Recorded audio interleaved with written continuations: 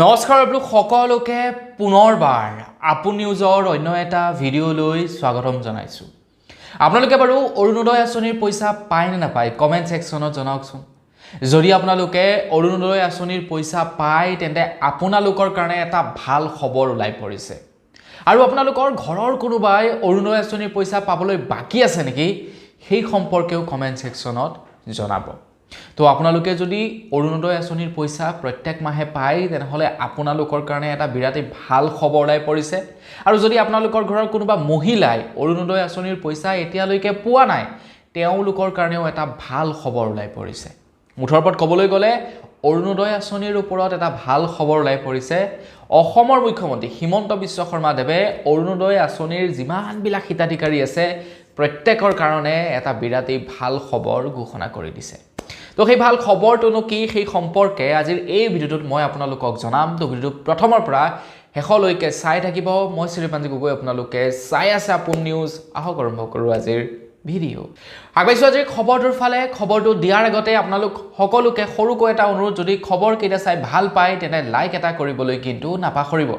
চেনেলটো যদি এতিয়ালৈকে ছাবস্ক্ৰাইব কৰা নাই তেন্তে চেনেলটো ছাবস্ক্ৰাইব কৰি ল'ব, যাতে এনেকুৱা ধৰণৰ খবৰবিলাক আপোনালোকে নিতৌ এই চেনেলটোত চাই থাকিবলৈ পায়। যিসকল লোকে প্ৰত্যেক মাহে অৰুণোদয় আঁচনিৰ পইচা পাই আছে তেওঁলোকৰ কাৰণে এটা ভাল খবৰ ওলাইছে। আৰু লগতে যিসকল লোকে এতিয়ালৈকে অৰুণোদয় আঁচনিৰ পইচা পোৱাই নাই, যিসকল লোকে এপ্লাই কৰিছে কিন্তু এতিয়ালৈকে 1 টকাও পোৱা নাই চৰকাৰৰ পৰা, তেওঁলোকৰ বাবেও এটা ভাল খবৰ ওলাই পৰিছে।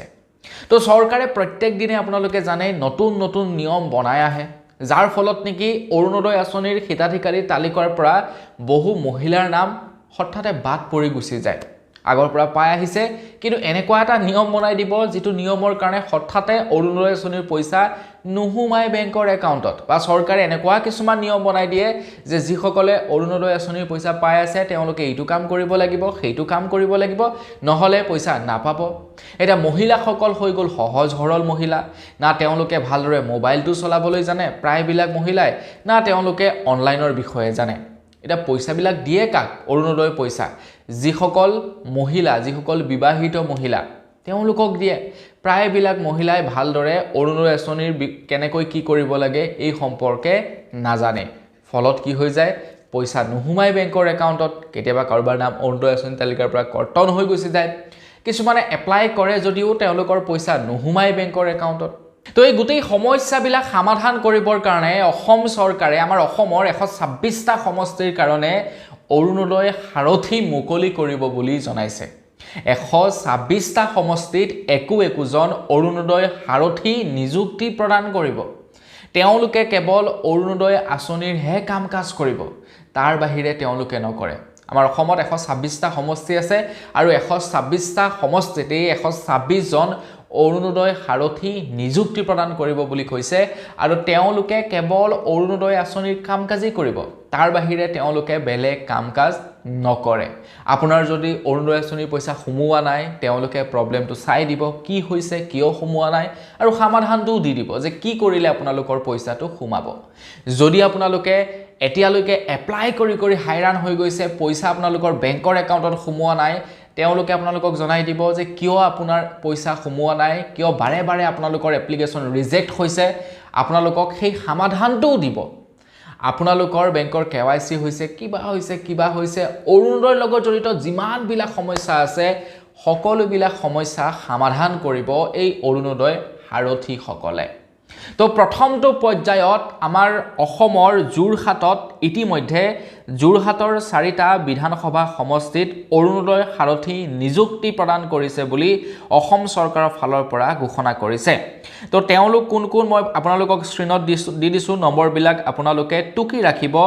গৌতম ভূঞা, তেখেতৰ নামটো হৈছে 9101181254।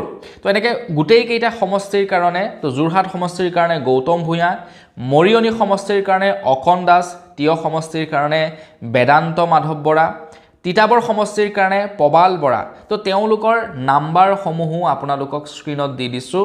তো এওঁলোকক অসম চৰকাৰৰ ফালৰ পৰা নিযুক্তি প্ৰদান কৰিছে অৰুণোদয় সাৰথি হিচাপে।